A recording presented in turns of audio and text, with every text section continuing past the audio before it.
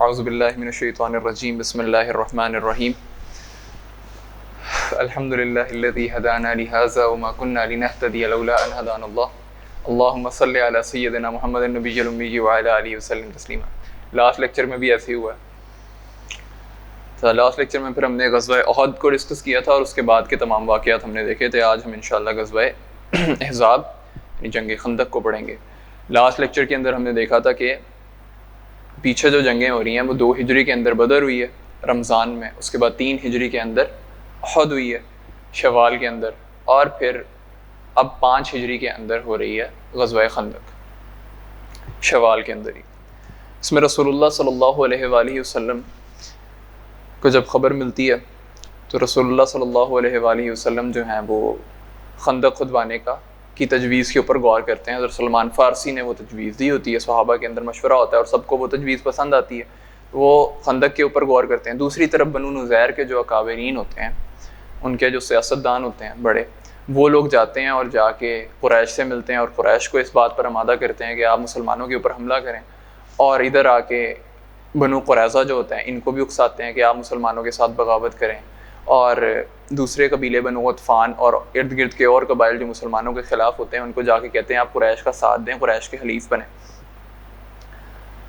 رسول اللہ صلی اللہ علیہ وآلہ وسلم جو ہیں وہ خندق کھدوانا شروع کرتے ہیں اور خندق کے اندر کدال چلا رہے ہوتے ہیں، مٹی اور ریت ادھر سے ادھر لے کے جا رہے ہوتے ہیں، اور ساتھ ساتھ کہتے جاتے ہیں کہ اے اللہ، زندگی تو بس آخرت کی زندگی ہے، بس مہاجرین اور انصار کو بخش دے۔ صحابہ اس کے جواب میں کہا کرتے ہیں کہ ہم وہ ہیں کہ ہم نے ہمیشہ کے لیے جب تک باقی رہیں گے محمد صلی اللہ علیہ وآلہ وسلم سے جہاد پر بیعت کی ہے، کہ جب تک ہمیں موت نہیں آتی ہم رسول اللہ صلی اللہ علیہ وآلہ وسلم کا ساتھ نبھائیں گے اور اپنی زندگی جو ہے اس مقصد کے لیے وقف کریں گے۔ خیر، رسول اللہ صلی اللہ علیہ وآلہ وسلم ادھر ان کاموں میں لگے ہیں۔ وہاں پہ ایک بڑا لشکر تیار ہوتا ہے ابو سفیان کی قیادت کے اندر 4000 کا۔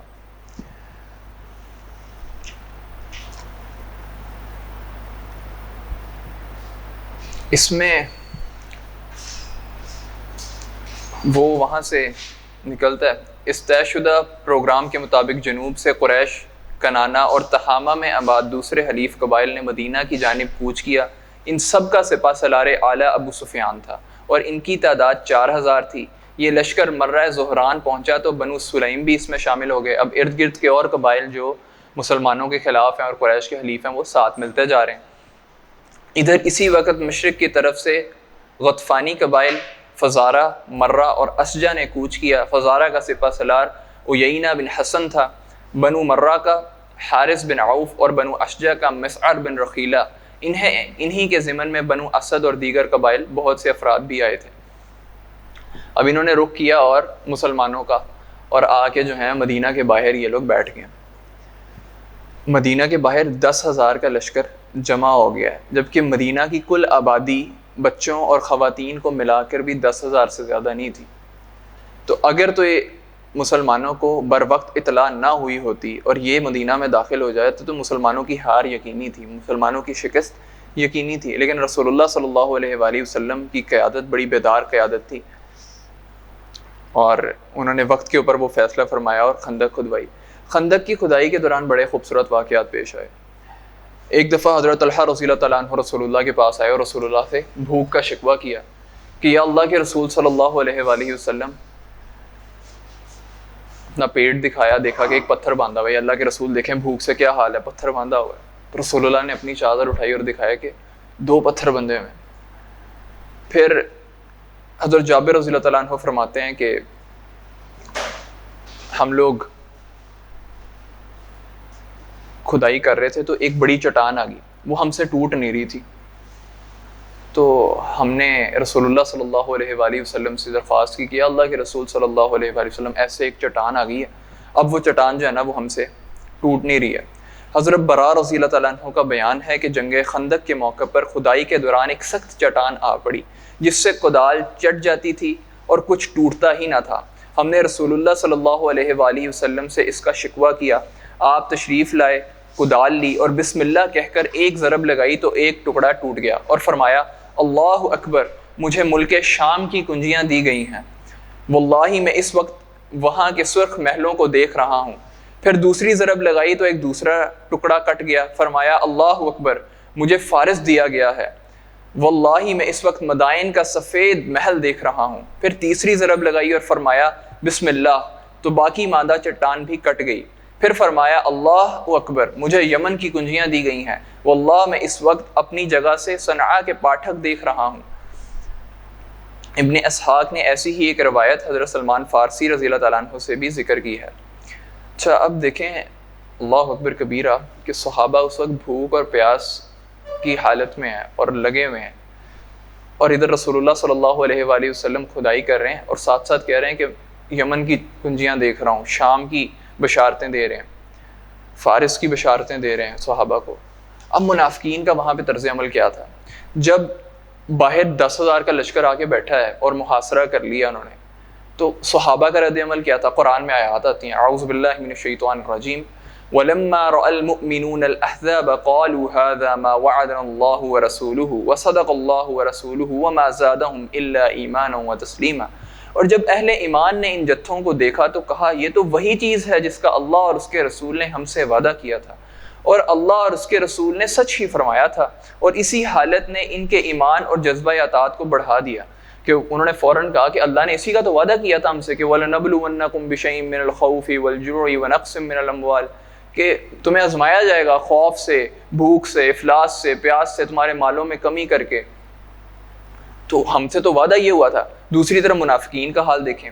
منافقین کے قرآن میں آیات آتی ہے وَإِذْ يَقُولُ الْمُنَافِقُونَ وَالَّذِينَ فِي قُلُوبِهِمْ مَرَضٌ مَا وَعَدَنَا اللَّهُ وَرَسُولُهُ إِلَّا غُرُورًا. اور جب منافقین اور وہ لوگ جن کے دلوں میں بیماری ہے کہہ رہے تھے کہ اللہ اور اس کے رسول نے ہم سے جو وعدہ کیا تھا وہ محض فریب تھا، اب وہ کہنا شروع ہو گئے یہ تو دھوکہ تھا. ہمیں کہہ رہے ہیں کہ بھائی شام کی کنجیاں دیکھ رہا ہوں، ہمیں کہہ رہے ہیں کہ بھائی فارس کو فتح ہوا دیکھ رہا ہوں، ہمیں کہہ رہے ہیں کہ شام فتح ہو رہا ہے، اور یہاں پہ دیکھو 10,000 کا لشکر ہے، ہمارے پاس کھانے کو کچھ نہیں ہے، ہمارے پیٹوں پہ پتھر بندھے ہوئے ہیں، ہمارے برے حالات ہیں. اور رسول اللہ صلی اللہ علیہ وآلہ وسلم کو آگے کہہ رہے ہیں کہ بھائی ہمارے بیوی بچے اکیلے ہیں، ہمیں رخصت دیں، ہمیں جانے دیں. خیر مسلمانوں کی 3,000 کی نفری رسول اللہ صلی اللہ علیہ وآلہ وسلم نے تیار کی اور وہ یہاں پہ آگے. اچھا اس جنگ کے اندر ایک بات یاد رکھیں کہ باقاعدہ جنگ نہیں ہوئی، کہیں پہ خون ریزی اس طرح سے نہیں ہوئی کہ وہ اس طرف رہے ہیں خندق کے اور یہاں پہ مسلمان اس طرف رہے ہیں، محفوظ رہے ہیں. تیر اندازی ہوتی رہی ہے ایک دوسرے کے اوپر، اور اس کے اندر اتنی شہادتیں بھی نہیں ہوئی. دوسرا یہ کہ اس جنگ کے اندر مال اور جان سے مسلمانوں کو اتنا آزمایا نہیں گیا جتنا مسلمانوں کو ان کے اعصاب کے اوپر آزمایا گیا. سائیکولوجیکل ٹارچر تھا ایک کہ مسلمان جو ہیں وہ ایک طرف ہیں، نہ مدینہ کے اندر کچھ آ رہا ہے نہ کچھ اور، نہ اندر سے کچھ جا رہا ہے. ابھی یہی کیفیت بنی ہوئی ہے کہ پیچھے سے خبر ہوتی ہے کہ بنو جو قریظہ ہے وہ بغاوت پہ اتر ہیں. بنو قریظہ کا جو سردار ہے اس کے پاس حیی بن اخطب ایک شخص ہے یہودی، وہ آتا ہے اور وہ یعنی آ کے کہتا ہے، اس کو اکساتا ہے، تو اس پہ جو ہے نا وہ رد عمل شو کرتا ہے اور مسلمانوں کے خلاف نکلتا ہے.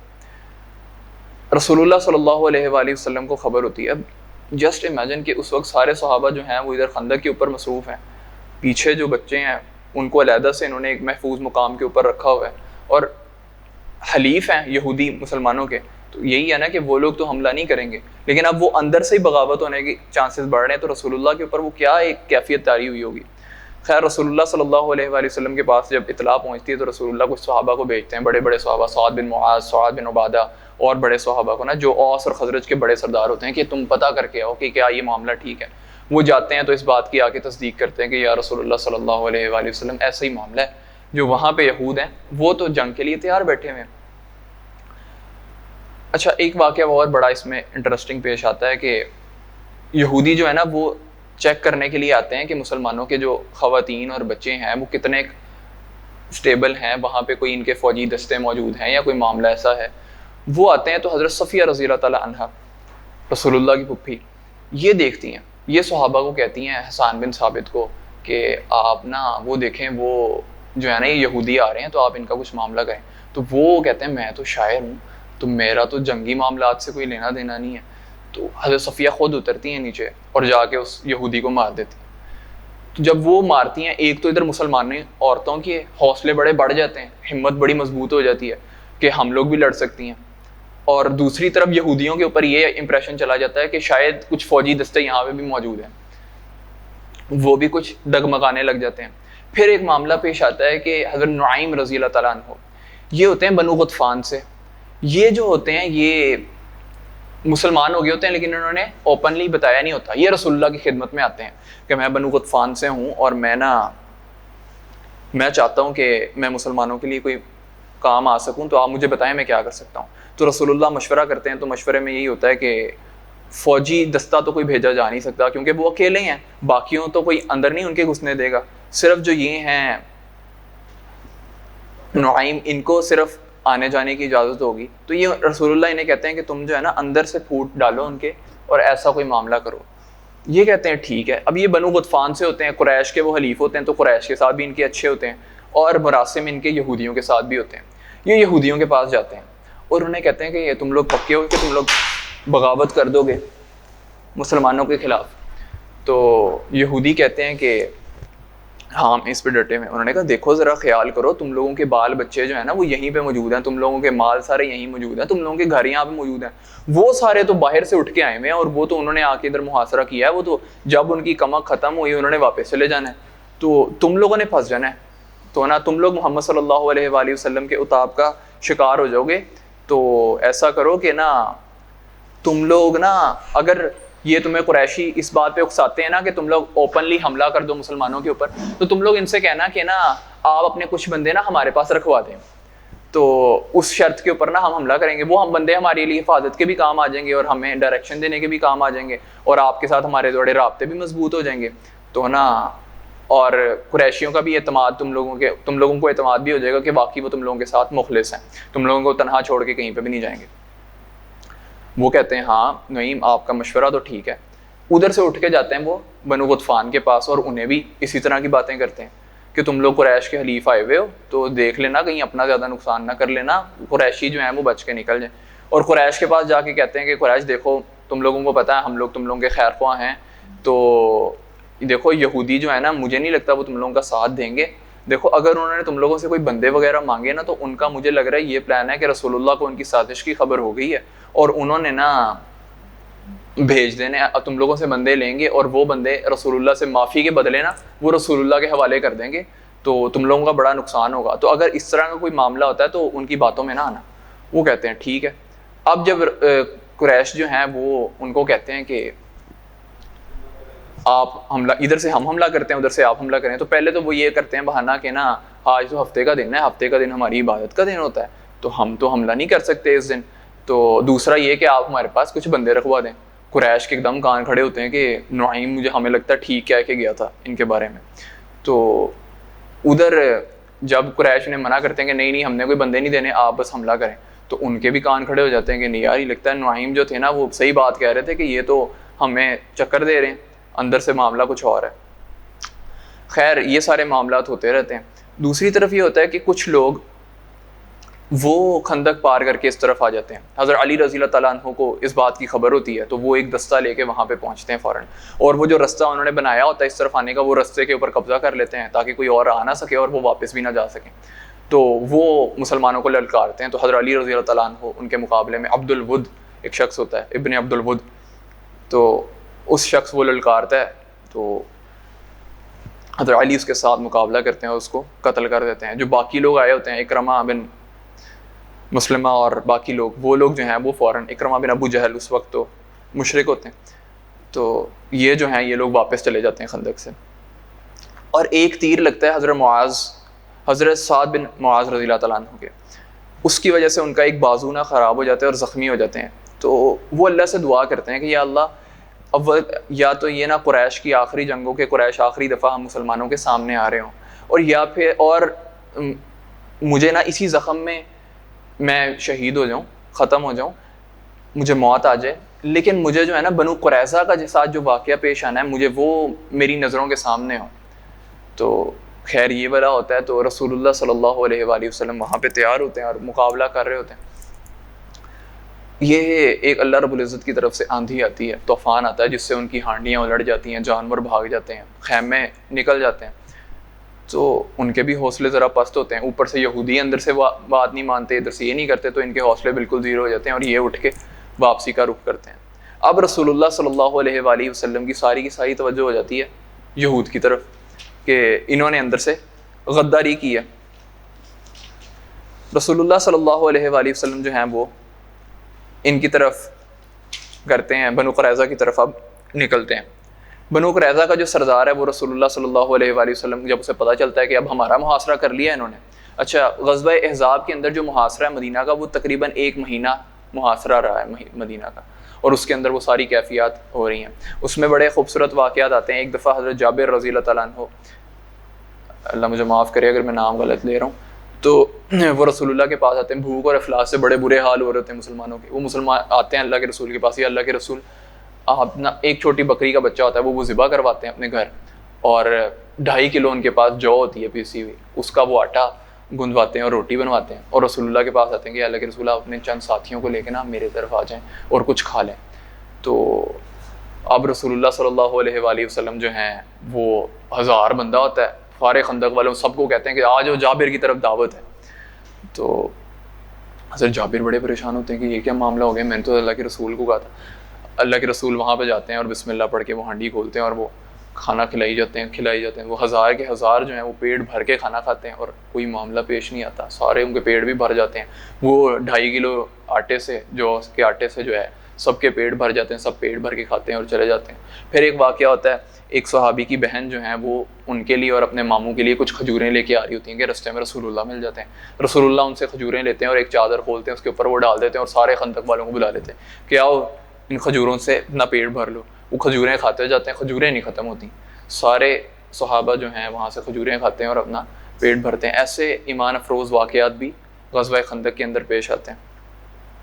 پھر اور بڑے خوبصورت واقعات اس میں آتے ہیں. اس کے بعد رسول اللہ صلی اللہ علیہ وآلہ وسلم اس 30 دن کے محاصرہ ہوتا ہے، اور وہ اللہ رب العزت مطلب اللہ کہتے ہیں کہ ہم خود ہی کافی ہو گئے ان کے لیے، آپ لوگوں کو مسلمانوں کو صرف اللہ نے آزمایا وہاں پہ. اب رسول اللہ واپس آتے ہیں اور رخ کرتے ہیں بنو قریظہ کا. جو ان کا سردار ہے جب اس کو اس بات کی خبر ہوتی ہے کہ مسلمان جو ہے ہمارا محاصرہ کرنے لگے ہیں، تو وہ اپنے قوم سے کہتا ہے کہ یا تو اسلام قبول کر لیں اور محمد صلی اللہ علیہ وآلہ وسلم کے دین میں داخل ہو کر اپنی جان، مال اور بچوں کو محفوظ کر لیں.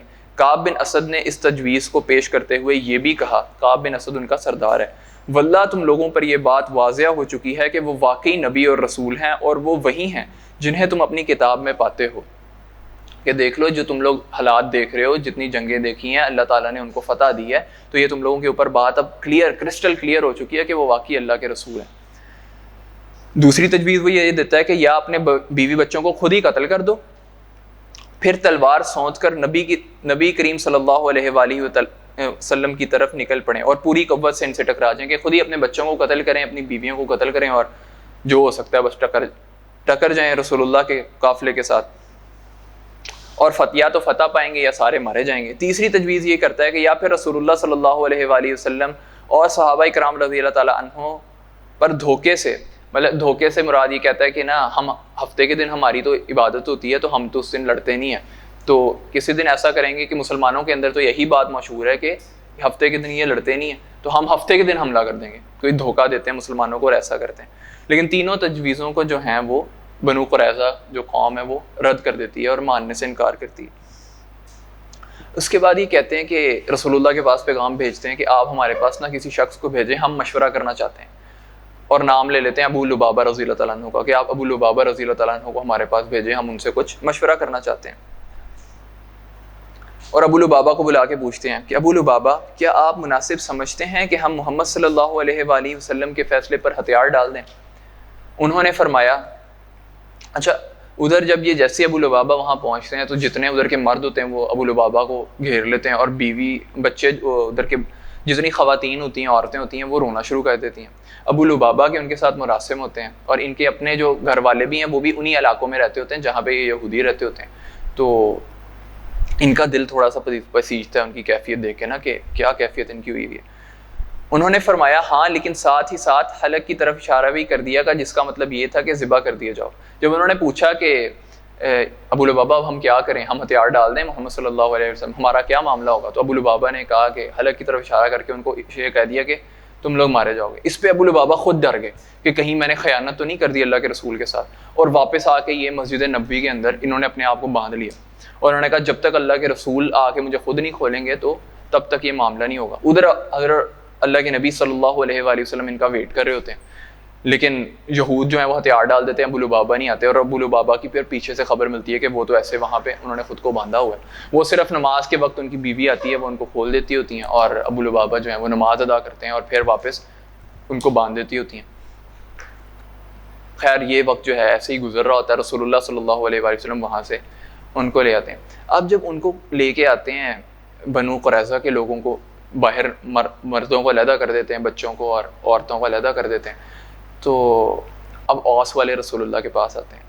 پہلے بنو قینقاع کا معاملہ ہوا تھا تو خزرج والے آئے تھے، عبداللہ بن ابی آیا تھا کہ اللہ کے رسول یہ ہمارے حلیف ہیں، ان کو کچھ نہ کہیں، اور اس نے تو بڑا آگے بڑھ چڑھ کے رسول اللہ سے باتیں کی تھیں اور رسول اللہ سے کہا تھا کہ احسان کا معاملہ کیجیے۔ تو اوس والے بھی کہتے ہیں کہ یا رسول اللہ جیسے آپ نے بنو قینقاع کا واقعہ تو آپ کو یاد ہی ہے، تو جیسے آپ نے ان کے ساتھ احسان والا معاملہ کیا تھا آپ ان کے ساتھ بھی احسان والا معاملہ کریں۔ لیکن اس دفعہ تو ہم دیکھ رہے تھے کہ ابھی بنو نذیر ان کے ساتھ بھی احسان والا معاملہ کیا کہ ان سب کو جانے دیا، لیکن انہوں نے کیا کیا بیک اینڈ پہ آ کے، تو رسول اللہ صلی اللہ علیہ وآلہ وسلم جو ہیں وہ سرداروں کو بلاتے ہیں اوس کے، اور نہ کہتے ہیں کہ ٹھیک ہے اگر کس کی بات ہے کہ تم لوگ مان لو گے اس کی بات نہ، تو سارے متفق ہو جاتے ہیں کہ سعد بن معاذ رضی اللہ تعالیٰ عنہ کی بات پہ، سعد بن معاذ کو وہاں پہ زخم لگا ہوتا ہے، انہوں نے کہا ہوتا ہے کہ اللہ مجھے انجام دکھائیں بنو قریظہ کا، اس سے پہلے مجھے موت نہ دی، تو وہ اس کے اندر نا شریک نہیں ہوئے ہوتے کیونکہ زخمی ہوتے ہیں تو وہ شریک ہو نہیں پائے ہوتے۔ اب ان کو واپس لے کے آیا جاتا ہے، وہ ایک سواری کے اوپر رسول اللہ صلی اللہ علیہ وآلہ وسلم کے پاس آتے ہیں۔ جیسے ہی قریب پہنچتے ہیں تو ان کے قبیلے کے لوگوں نے انہیں دونوں جانب سے گھیر لیا اور کہنے لگے سعد اپنے حلیفوں کے بارے میں اچھائی اور احسان سے کام لیجیے گا، رسول اللہ صلی اللہ علیہ وآلہ وسلم نے آپ کو اسی لیے حاکم بنایا ہے، آپ ان سے حسن سلوک کریں، کہ رسول اللہ نے اب آپ کے بارے میں فیصلہ فرما دیا تو آپ اچھا سلوک کیجیے گا۔ مگر وہ چپ چاپ تھے، کوئی جواب نہ دے رہے تھے۔ جب لوگوں نے گزارش کی بھرمار کر دی تو بولے اب وقت آ گیا ہے کہ سعد کو اللہ کے بارے میں کسی ملامت کر کی پرواہ نہ ہو۔ یہ سن کر بعض لوگ اس وقت مدینہ آ گئے اور قیدیوں کی موت کی خبر پھیلا دی۔ ابھی کوئی فیصلہ نہیں ہوا تھا، بس حضرت سعد نے یہ ایک سٹیٹمنٹ دی تھی تو کچھ لوگ واپس مدینہ آئے اور آگے کہا کہ جتنے قیدی تھے سب کی گردنیں اڑا دی گئی ہیں۔ اس کے بعد جب حضرت سعد نبی اکرم صلی اللہ علیہ وآلہ وسلم کے پاس پہنچے تو آپ صلی اللہ علیہ وآلہ وسلم نے فرمایا اپنے سردار کے استقبال کے لیے اٹھ جاؤ۔ لوگوں نے جب انہیں سواری سے اتار لیا تو آپ صلی اللہ علیہ وآلہ وسلم نے فرمایا اے سعد یہ لوگ تمہارے فیصلے پر اترے ہیں۔ حضرت سعد نے کہا کیا میرا فیصلہ ان پر نافذ ہوگا؟ لوگوں نے کہا جی ہاں۔ ان لوگوں کے بارے میں پوچھا کہ ان پہ میرا فیصلہ نافذ ہوگا؟ لوگوں نے کہہ دیا جی ہاں۔ انہوں نے کہا مسلمانوں پر بھی، کہ جو مسلمان آپ کے لشکر والے ہمارے ساتھی جو سارے ہیں ان کے اوپر بھی میرا مطلب یہ میں جو فیصلہ دوں گا یہ سارے بھی مانیں گے؟ انہوں نے بھی کہا جی ہاں۔ انہوں نے پھر کہا جو یہاں ان پر بھی، اللہ کے رسول کی طرف اشارہ کر کے اور بڑے صحابہ کی طرف، کہ جو یہ لوگ ہیں بڑے صحابہ ہیں، رسول اللہ کو دیکھے بغیر انہوں نے بات کی کہ جو یہ بڑے صحابہ ہیں اور آپ ہیں تو آپ بھی میرا فیصلہ مانیں گے جو میں فیصلہ کر دوں گا؟ تو رسول اللہ نے اس کے اوپر کہا کہ میں بالکل یہ فیصلہ میں مانوں گا، مجھ پر بھی جی ہاں مجھ پر بھی، رسول اللہ نے فرمایا۔ حضرت سعد نے کہا تو ان کے متعلق میرا فیصلہ یہ ہے کہ مردوں کو قتل کر دیا جائے، عورتوں اور بچوں کو قیدی بنا لیا جائے اور اموال تقسیم کر دیے جائیں۔ رسول اللہ نے فرمایا تم نے ان کے بارے میں وہی فیصلہ کیا جو 7 آسمانوں کے اوپر اللہ تعالیٰ کا فیصلہ تھا۔ اس کے بعد ان کو باری باری قتل کے 600-700 مرد جو تھے باری باری کر کے رسول اللہ صلی اللہ علیہ وآلہ وسلم نے قتل کروا دیے، اور کچھ لوگوں کو ان میں سے بخشا۔ ایک عورت کو بھی قتل کیا۔ اس عورت نے کیا کیا تھا کہ ایک صحابی اس غزوہ کے اندر، بنو قریظہ کے اندر صرف ایک صحابی جو ہے شہید ہوئے تھے۔ ان کے ساتھ کیا ہوا تھا، وہ جہاں پہ ان کی عورتیں قید تھیں وہاں سے ایک عورت نے اوپر سے کوئی چیز پھینکی تھی اور وہ ان کے اوپر گری تھی، تو وہ صحابہ ان کی ڈیتھ ہو گئی تھی، شہید ہو گئے تھے۔ ایک تو یہ بس ایک وہ شہادت ہوئی تھی اس کے اندر، تو اس عورت کو بھی ان کے بدلے میں قتل کر دیا گیا تھا۔ دوسرا کچھ لوگوں کو چھوڑ بھی دیا گیا تھا۔ وہ چھوڑ اس سلسلے میں دیا گیا تھا کہ وہ لوگ مسلمانوں کے ساتھ اچھے معاملات رکھنے والے تھے اور وہ بغاوت کے اندر ملوث نہیں تھے، تو ان لوگوں کو چھوڑ بھی دیا گیا تھا رسول اللہ صلی اللہ علیہ وآلہ وسلم کی جانب سے۔ اور کچھ لوگوں نے جب شروع کے اندر ہی ہتھیار ڈالتے ہی اسلام قبول کر لیا تھا تو ان لوگوں کو بھی کچھ نہیں کہا گیا تھا اس میں۔ اس کے بعد جو ہے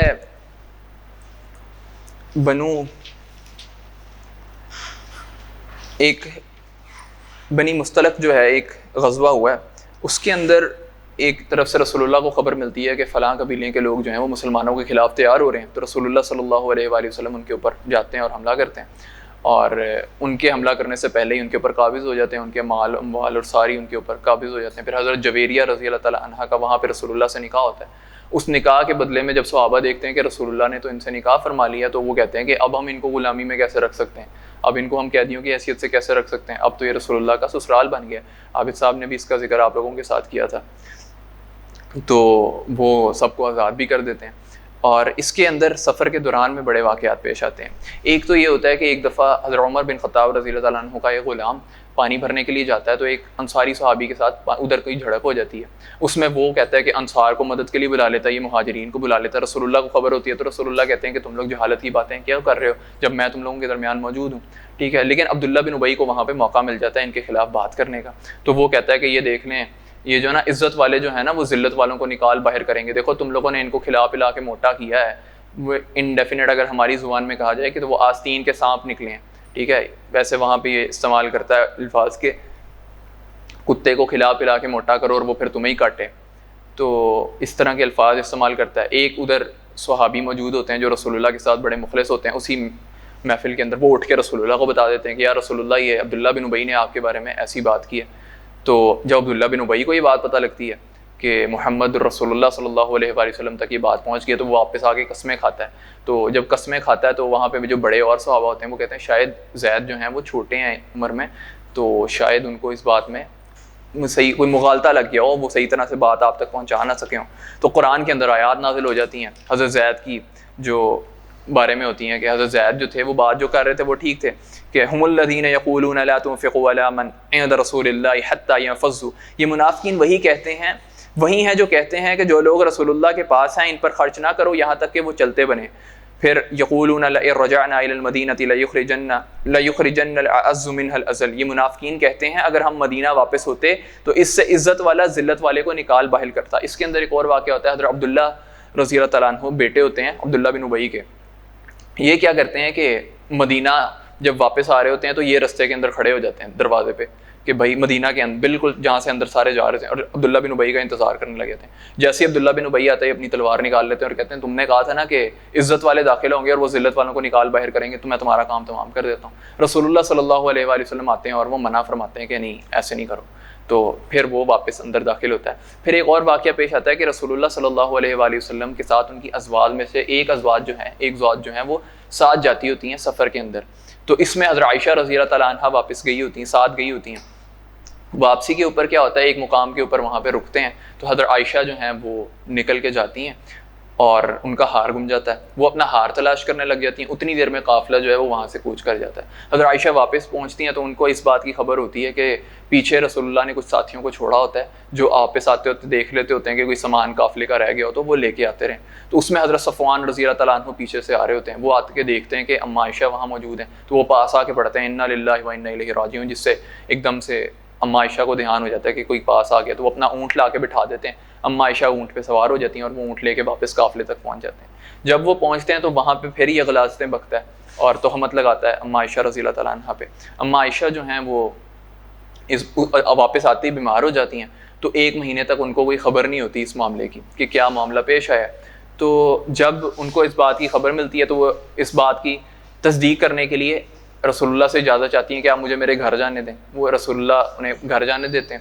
اور دوسرا وہ ایک چیز نوٹس کرتی ہیں کہ بیماری کے اندر جب رسول اللہ صلی اللہ علیہ وآلہ وسلم کی طرف سے ایکسٹرا پروٹوکول مل رہا ہوتا ہے وہ اس دفعہ مجھے نہیں ملا، وہ بھی وہ محسوس کر رہی ہوتی ہیں۔ تو جب وہ واپس آتی ہیں اور تصدیق ہوتی ہے کہ واقعی اس طرح کی کوئی باتیں ہیں تو وہ بہت روتی ہیں۔ تو ادھر اللہ کے رسول صلی اللہ علیہ وآلہ وسلم پر ابھی تک کوئی وحی نہیں آئی ہوتی، تو وہ واپس آتے ہیں ملنے عائشہ سے، تو وہیں پہ رضی اللہ تعالیٰ عنہ سے، تو وہیں پہ اللہ رب العزت جو ہے وہ وحی میں بتا دیتے ہیں، اور رسول اللہ صلی اللہ علیہ وآلہ وسلم اما عائشہ کو لے کے پھر واپس آتے ہیں۔ یہ بھی واقعہ آتا ہے۔ تو منافقین جو ہیں وہ ہر جگہ پہ اپنے حربے آزما رہے ہوتے ہیں۔ انشاءاللہ آگے اب ہم صلح حدیبیہ کا ذکر کریں گے۔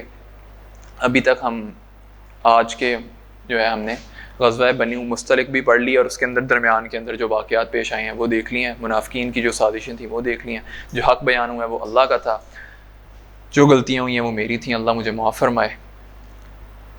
جزاک اللہ خیرا فی الدنیا والآخرہ۔